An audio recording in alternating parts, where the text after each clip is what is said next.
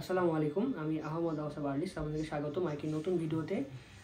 আজকে কিরগিজ ভাষা শিক্ষার 15 নম্বর লেসন, 15 নম্বর পার্ট। আমরা 5টা ওয়ার্ড শিখবো আজকে। চলুন শুরু করছি। প্রথম ওয়ার্ড হচ্ছে মাউন্টেন।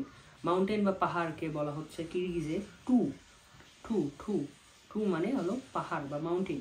গ্র্যান্ড মাদার মানে দাদি বা নানি, একে বলা হচ্ছে কিরগিস্তানে এনে এনে এনে মানে গ্র্যান্ড মাদার।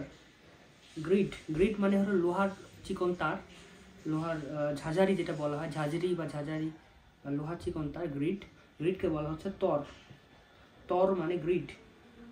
আই বা চোখকে বলা হয় কিরগিজে কজ মানে আই। আর টিচার বা শিক্ষককে বলা হয় মুগালিম মানে টিচার বা শিক্ষক।